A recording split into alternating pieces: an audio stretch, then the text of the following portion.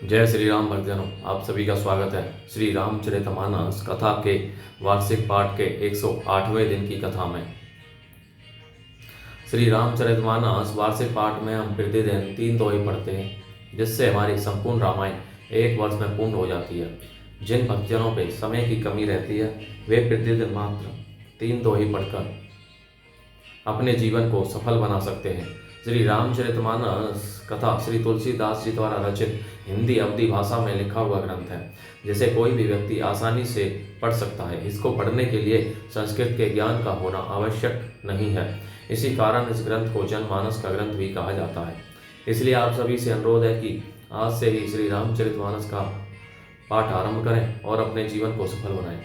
श्री रामचरितमानस कथा का पाठ आरंभ करने से पूर्व हम शिवशंकर भोलेनाथ पार्वती माता को प्रणाम व आह्वान करते हैं कि वे हमें अपना आशीर्वाद प्रदान करें, जिन्होंने सर्वप्रथम श्री राम नाम की रचना की और इस संसार को श्री राम नाम प्रदान किया।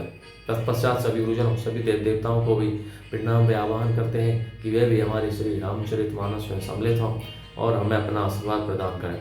बोलो जय श्री रामचंद्र की जय। तो शुरू करते हैं आज की कथा।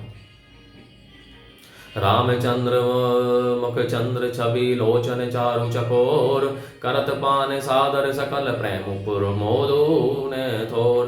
मंगल भवन मंगलहारी, द्रवौ सुदशरथ अजय बिहारी। श्री रामचंद्र जी के मुख रूपी चंद्रमा की छवि को सभी के सुंदर नेत्र रूपी चकोर आदर पूर्वक पान कर रहे हैं। प्रेम और आनंद कम नहीं है, अर्थात बहुत है।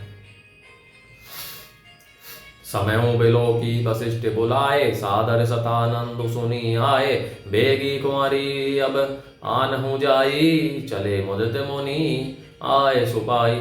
समय देख कर वशिष्ठ जी ने सतानंद जी को आदर पूर्वक बुलाया। वे सुनकर आदर के साथ आए। वशिष्ठ जी ने कहा, अब जाकर राजकुमारी को शीघ्र ले आइए। मुनि की आज्ञा पाकर वे प्रसन्न होकर चले। रानी सुनी उपरोहित बानी, प्रमोदित सखिन समेत सयानी। विप्र वधु कुल वृद्ध बुलाई, करी कुल रीति सुमंगल गाई। बुद्धिमती रानी पुरोहित की वाणी सुनकर सखियों समेत बड़ी प्रसन्न हुई। ब्राह्मणों की स्त्रियों और कुल की बूढ़ी स्त्रियों को बुलाकर उन्होंने कुल रीति करके सुंदर मंगल गीत गाए। नारी बेस जे सुरवर बामा, सकल सुभाए सुंदरी श्यामा। तेनहि देखी सुखु पावही नारी, बिनु पहचानी प्राण हूँ ते प्यारी। श्रेष्ठ देवांगनाएं जो सुंदर मनुष्य स्त्रियों के वेश में हैं, सभी स्वभाव से ही सुंदरी और श्यामा 16 वर्ष की अवस्था वाली हैं। उनको देखकर रनिवास की स्त्रियां सुख पाती हैं और बिना पहचान के ही वे सबको प्राणों से भी प्यारी हो रही है। बार बार सन मानहि रानी, उमा रमा शारद सब जानी। सिय सवारी समाजु बनाई, मुदित मंडप ही चली लवाई। उन्होंने पार्वती, लक्ष्मी और सरस्वती के समान जानकर रानी बार बार उनका सम्मान करती हैं। रनिवास की स्त्रियां और सखियां सीता जी का श्रृंगार करके मंडली बनाकर प्रसन्न होकर उन्हें मंडप में लिवा चली। श्री सीता राम विवाह। चली ले आई सीते ही, सखी सादर सजी सुमंगल भामिनी। नव सप्त साजे सुंदरी, सब मत गुंजर गामिनी। कल गान सुनी मुनि ध्यान त्यागही, काम कोकिल लाजही। मंजर नुपुर कलक कलित कंकन ताल, गति बरबाजही। सुंदर मंगल का साज सजकर रनिवास की स्त्रियां और सखियां आदर सहित सीता जी को लेवा चलीं। सभी सुंदरियां 16 श्रृंगार किए हुए मतवाले हाथियों की चाल से चलने वाली हैं। उनके मनोहर गान को सुनकर मुनि ध्यान छोड़ देते हैं और कामदेव की कोयलें भी लजा जाती हैं। पायजे, पैंजनी और सुंदर कंकन ताल की गति पर बड़े सुंदर बज रहे हैं। सोहती वनिता वृंद महु, सहज सुहावनी सी है। छवि ललनागन मध्य जनो, सुषमाती है कमिनी है। मंगल भवने मंगलहारी, द्रवौ सुदशरथ अजय बिहारी। सहजी सुंदरी सीता जी स्त्रियों के समूह में इस प्रकार शोभा पा रही हैं, मानो छवि रूपी ललनाओं के समूह के बीच साक्षात परम मनोहर शोभा रूपी स्त्री सुशोभित हो। सिय सुंदरता बरनिन जाई, लघुमती बहुत मनोहरताई। आवत दीखी बरातिन सीता, रूप राशि सब भांति पुनीता। सीता जी की सुंदरता का वर्णन नहीं हो सकता, क्योंकि बुद्धि बहुत छोटी है और मनोहरता बहुत बड़ी है। रूप की राशि और सब प्रकार से पवित्र सीता जी को बरातियों ने आते देखा। सभी ही मन किए प्रणामा, देखी राम भय पूर निकामा। हर से दशरथ सुतन समेता, कही न जाई और आनंदो जेता। सभी ने उन्हें मन ही मन प्रणाम किया। श्री रामचंद्र जी को देखकर तो सभी पूर्ण काम कृत्य हो गए। राजा दशरथ जी पुत्रों सहित हर्षित हुए। उनके हृदय में जितना आनंद था वह कहा नहीं जा सकता। सुर प्रणामो करी बरी सही फूला, मुनि आशीष धुनि मंगल मूला। गान निशान कोला हलो भारी, प्रेम प्रमोद मगन नर नारी। देवता प्रणाम करके फूल बरसा रहे हैं, मंगलों की मूल मुनियों के आशीर्वादों की ध्वनि हो रही है। गानों और नगाड़ों के सबसे बड़ा शोर मच रहा है। सभी नर नारी प्रेम और आनंद में मग्न हैं। एहि विधि सिय मंडप ही आई, प्रमोदित शांति पढ़ी मुनिराई। तेहि अवसर कर विधि व्यवहारो, दोहूं कुल गुरु सब कीन्हे आचारो। इस प्रकार सीता जी मंडप में आई। मुनिराज बहुत ही आनंदित होकर शांति पाठ पढ़ रहे हैं। उस अवसर की सब रीति व्यवहार और कुलाचार दोनों कुल गुरुओं ने किए। आचारो करी गुरु गौरी गणपति, मुदित विप्र पूजा वही। सुर प्रगति पूजा लेहि देहि, आशीष अति सुख पावहि।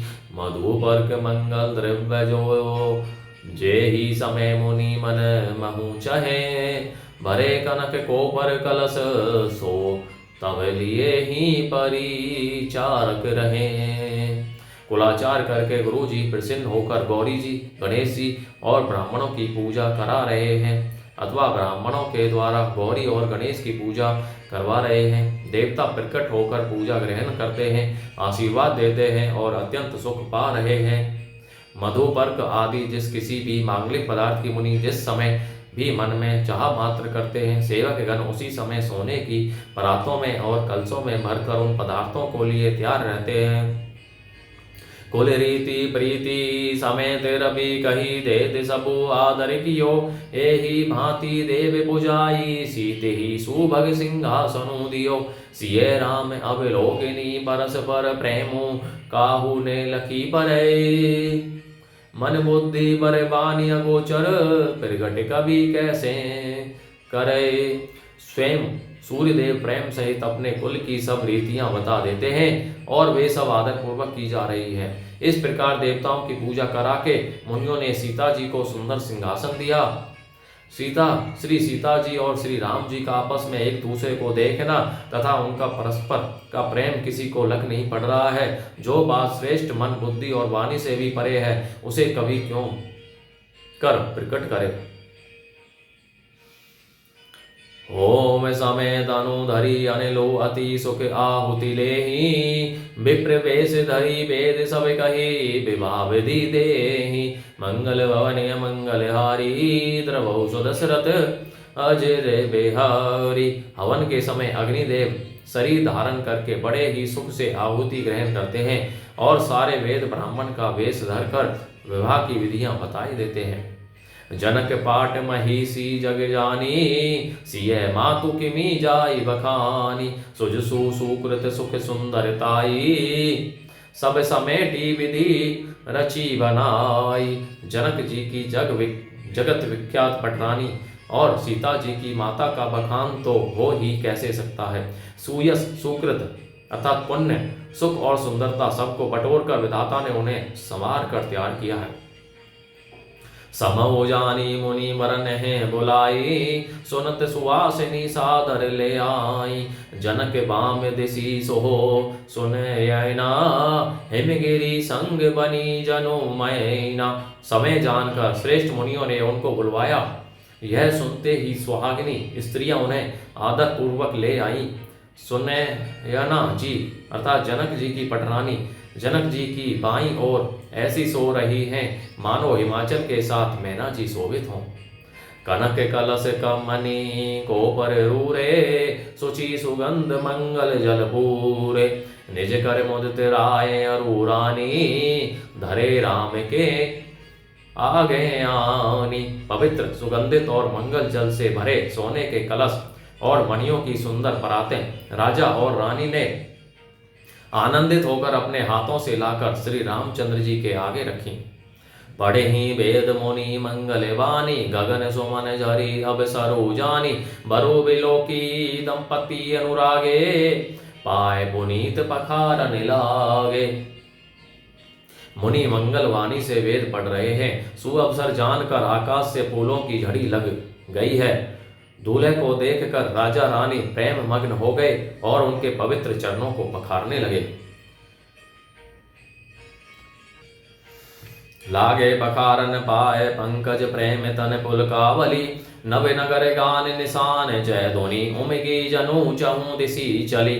जे पद सरोज मनोज हरि, उर सर सदैव विराजहि। जे सकृत सुमेरत विमलता, मन सकल कली मल भाजहि। वे श्री राम जी के चरण कमलों को पखारने लगे। प्रेम से उनके शरीर में पुलकावली छा रही है। आकाश और नगर में होने वाली गान नगाड़े और जय जयकार की ध्वनि मानो चारों दिशाओं में उमड़ चली। जो चरण कमल कामदेव के शत्रु श्री शिव जी के हृदय रूपी सरोवर में सदा ही विराजते हैं, जिनका एक बार भी सिमरन करने से मन में निर्मलता आ जाती है और कलयुग के सारे पाप भाग जाते हैं। जे बरिसी मुनि बनिता लही गति रही, जो पातक मई मकरंदु जिन्हें को शंभु सिर सुचिता। अवधि सुर बर नई, करी मधुप मन मुनि जोगी जन जैसे अभिमत गति लहे। ते पद पखारत भाग्य भाजनो, जन को जय जय सब कहें। जिनका स्पर्श पाकर गौतम मुनि की स्त्री अहिल्या ने जो पापमयी थी परम गति पाई, जिन चरण कमलों का मकरंद रस गंगा जी शिव जी के मस्तक पर विराजमान है, जिसको देवता पवित्रता की सीमा बताते हैं, मुनि और योगीजन अपने मन को भौरा बनाकर जिन चरण कमलों का सेवन करके मनोवांछित गति प्राप्त करते हैं, उन्हीं चरणों को भाग्य के पात्र अर्थात बड़भागी जनक जी धो रहे हैं। यह देख कर सब जय जयकार कर रहे हैं। बर कुंवारी कर तले जोरी, साको चारो दो कुल गुर करें। भयो पानी गहनु बिलो की विधि, सुर मनुज मुनि आनंद भरे। सुख मूल दूल हु देखी दंपत्ति, पुलक तन उलस्यो ही हो। करी लोग वेद विधान, कन्या दानो निर्भय भूषण कियो। दोनों कुलों के गुरु वर और कन्या की हथेलियों को मिलाकर साकोच्चार करने लगे। पानी ग्रहण हुआ देख कर ब्रह्मादि देवता मनुष्य और मुनि आनंद में भर गए।